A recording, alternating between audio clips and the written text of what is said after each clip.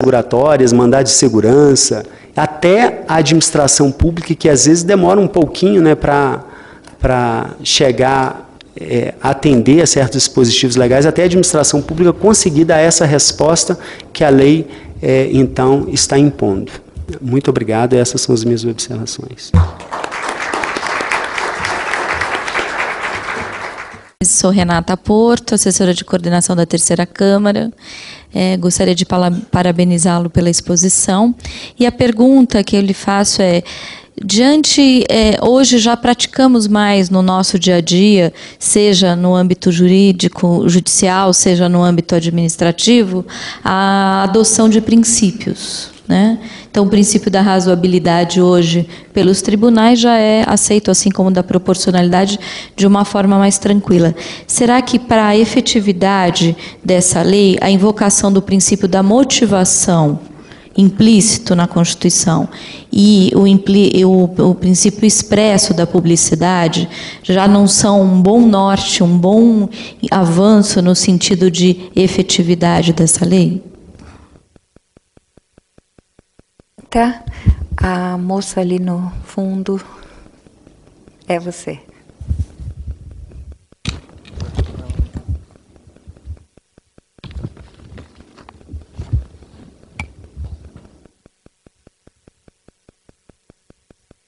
Oi, bom dia.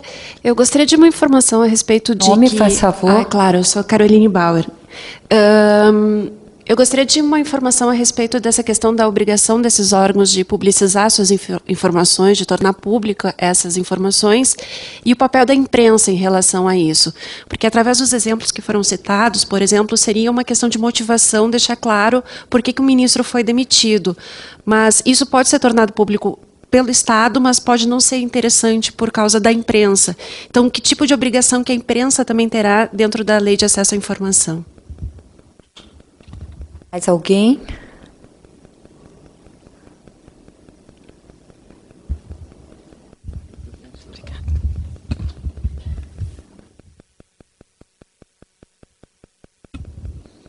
Tá ligado.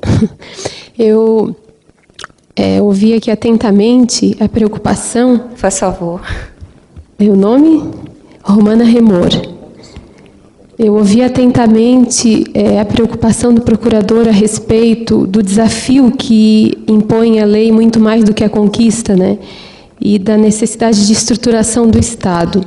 Então, não é difícil imaginar as inúmeras demandas que cairão sobre o Ministério Público Federal para a implementação dessa lei em todas as instâncias, enfim. E eu gostaria de saber, a gente sabe que o Estado não está preparado para fazer cumprir. E como é que o Ministério Público Federal se sente ou vai se preparar para receber essas inúmeras demandas que certamente surgirão, né, para obrigar órgãos, organizações e, enfim, todos os entes públicos e inclusive privados que recebem dinheiro público a prestar essas informações?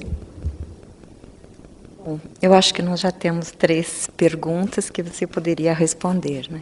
Acho que a terceira eu vou delegar a resposta aos órgãos da administração, porque eu acho que aí é institucional, né? A gente precisa ver qual a decisão que a instituição está tomando, como instituição, o Ministério Público Federal, para enfrentar essa situação. Apenas eu observo o seguinte: o ideal é que haja uma vontade política de que realmente essa lei produza todos os seus efeitos. Agora, se não existir essa vontade política, isso vai acabar nas mãos do judiciário, né, nessas demandas de ações civis públicas, onde o Ministério Público vai ajuizar a ação civil pública objetivando uma obrigação de fazer, uma obrigação de disponibilizar informações a respeito de assuntos de interesse público. Agora, eu não sei se a instituição Ministério Público Federal está fazendo uma preparação institucional para tentar fazer cumprir essa lei. Aí eu não sei quem poderia responder, se a Gilda... Bom, eu posso, já fazendo valer a Lei de Acesso à Informação, realmente a gente está muito atrasado, não houve nenhuma... Essa, na verdade, é o primeiro evento institucional, mas não houve, assim, internamente, como eu acho que deve ter reunião das câmaras, porque nós temos que definir essas instâncias recursais, porque esse pedido de informação do cidadão com relação a um procedimento, por exemplo, que está em curso, nas diversas unidades, isso a gente já faz, eu não vejo muito problema. O problema é justamente essas instâncias recursais que a lei prevê. Quem é que vai ser essa autoridade competente, né?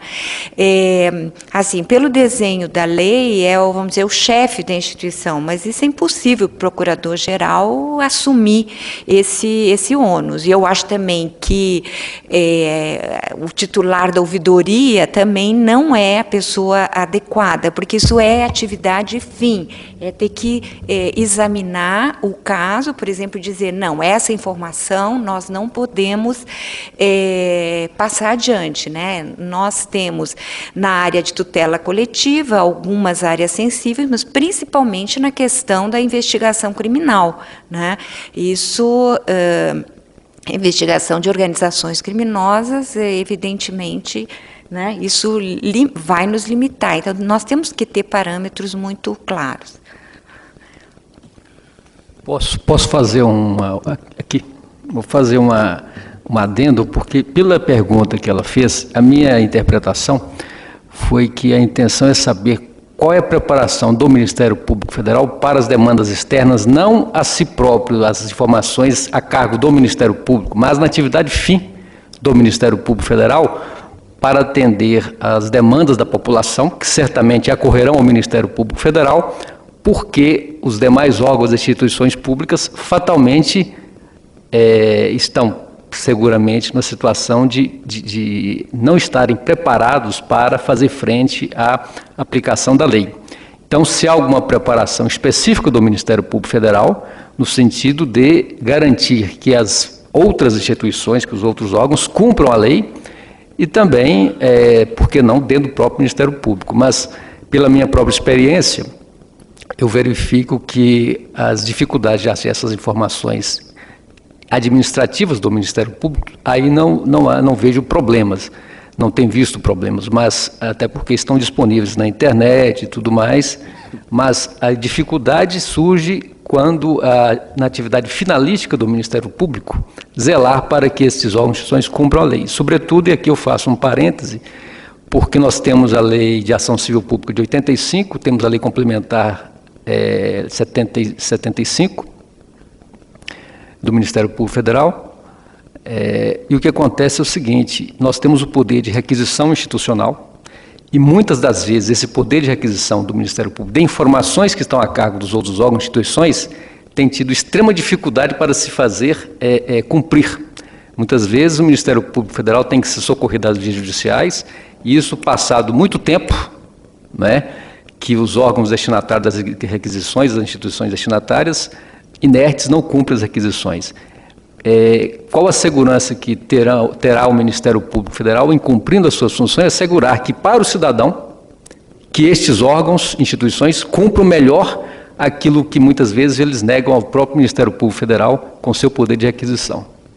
Bom, eu não vejo muito problema nessa perspectiva, porque nós já temos uma prática como instituição, né, desde 1993. Para isso existe a Procuradoria Federal dos Direitos do Cidadão, os Procuradores dos Direitos do Cidadão, que é justamente a função de ombudsman, aí, que tem que zelar por um desses direitos, que é o direito à informação. Agora, se a autoridade... como acontece, né, por exemplo, nessa área de meio ambiente e tal, que o cidadão comum, ele pede ao IBAMA, ao ICMBio, informações e eles não dão, então o cidadão vem para nós e nós fazemos a requisição. Algumas vezes nós temos sucesso, outras vezes não temos sucesso, e aí nós temos vários caminhos. Eu acho que não é o caminho da ação civil pública, da responsabilização por ação de improbidade. Quer dizer, eu acho que nós vamos ter mais trabalho trabalho na medida em que o cidadão, como você disse, bater a porta do executivo, não receber a resposta, ele vai, então, pedir ao Ministério Público que tome alguma medida. Agora, também acho assim que como é que a gente vai se preparar para isso é uma questão assim da demanda, né? Porque é uma das razões que eu tenho muita curiosidade em ouvir o Dr. Romão, porque isso tudo assim é uma novidade, a gente não sabe como isso vai impactar, né? Eu acho que do ponto de vista, assim, a imprensa, isso talvez aumente, mas do cidadão, assim, eu não sei, né, qual vai ser esse impacto. Agora, mais uma coisinha, eu acho que nós não somos tão transparentes assim, sabe? Eu acho que nós temos um problema interno, sim, de falta de informação para o público, né? Então, eu acho que é isso que nós temos que preparar com o nosso dever. E esperamos que o Executivo agora monte também, e é muito complicado, porque é o Executivo Federal, os Executivos estaduais, os municipais, né?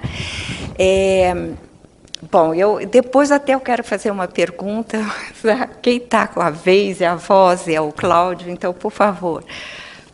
Eu também concordo. Eu acho que o Ministério Público Federal ele não é tão transparente assim. E eu acho, na verdade, que não tem instituição no Brasil, instituição pública, com essa transparência desejada pela Lei de Acesso à Informação Pública, né? O ideal é que tudo seja divulgado, tudo de interesse público, quanto gastou num evento, quanto gastou de diária, quanto a instituição paga de energia elétrica, tudo isso tem que ser divulgado. Para quê? Para o cidadão saber se aquele administrador público está sendo um administrador probo, zeloso, e se ele, então, confia nesse administrador público como representante dele no exercício do poder. Eu acho que o que a lei deseja é isso. Agora, a vontade política de fazer essa lei realmente produzir efeitos, ela é fundamental. Sem a vontade política, sem a soma de forças e deixar isso para uma demanda judicial, eu acho que realmente a gente não vai conseguir forças para com que essa lei tenha realmente toda a eficácia desejada pelo legislador. Em relação à primeira pergunta, a respeito do princípio da publicidade, se o princípio da publicidade é importante para a concretização dessa lei de acesso à informação, sem dúvida, tanto o princípio da publicidade quanto os demais princípios constitucionais elencados ali no artigo 37, né, o princípio da eficiência, todos esses princípios são importantes. Acontece apenas, alguém poderia pensar o seguinte, olha, na verdade não haveria nem necessidade de publicar uma lei desse tipo, porque a própria Constituição já é desejo do constituinte originário o amplo acesso à informação. Tanto que colocou o direito à informação no artigo 5º, inciso 33, falou da publicidade no artigo 37, toda a Constituição da República, ela dá importância devida à informação pública. Ocorre que, muitas vezes, os princípios constitucionais, eles não têm densidade normativa suficiente para produzir efeitos imediatos. E daí a necessidade de considerar essas normas constitucionais como não autoaplicável, tornando-se necessário uma interposição do legislador infraconstitucional para dar aplicabilidade a esses princípios constitucionais. Que os princípios constitucionais são normas jurídicas, nós não temos dúvida nenhuma, mas muitas vezes eles não têm densidade normativa de gerar aquele efeito desejado pelo princípio constitucional. Então, há aí uma necessidade de uma interposição legislativa para fazer com que essa norma, que tenha pouca densidade normativa, gere, então, todos os seus efeitos. A imprensa tem o dever de informar? Eu acho que sim, a imprensa ela tem um dever não jurídico, mas ela tem um dever ético de informar. Inclusive, eu defendo isso na minha tese de doutorado, de que a mídia tem o dever de informar e não só o direito de informar. Porque a mídia, na verdade, ela faz uma veiculação de publicidade ampla e ali existe até um contrato de confiança entre aquele que é informado e o informante. E para obedecer esse princípio da confiança, a mídia ela não pode escolher o que vai informar. Ela realmente tem o direito de informar. E essa lei de acesso à informação pública, ela passa a ser muito importante também para os órgãos de informação, porque antes, se existia dificuldade de um órgão de imprensa conseguir uma determinada informação da administração pública, agora com essa lei de acesso à informação pública, ela vai ter muito mais facilidade de acessar essas informações, porque ela pode fazer o pedido direto à administração pública, direto ou indireto. Se a administração pública negar a informação, aí tem as medidas asseguratórias, ou mandado de segurança, ou provocar o Ministério Público para que o Ministério Público proponha ações civis públicas. Então, eu acho que a mudança que pode surgir com a aplicabilidade dessa lei no ordenamento jurídico brasileiro realmente é uma mudança de paradigma. A gente passa a ter uma outra república a partir dos efeitos dessa lei. Agora, o grande desafio é fazer essa lei realmente ter aplicabilidade total e desejada, né, de acordo com o que foi desejado pelo legislador infraconstitucional e pelo legislador constituinte. Mais alguém gostaria de fazer uso da palavra? Tenho aqui uma ponderação. Na verdade, por tudo que já foi apresentado e pelo que eu já li da lei, ela se constituirá seguramente se ela for efetivada, numa revolução no Brasil.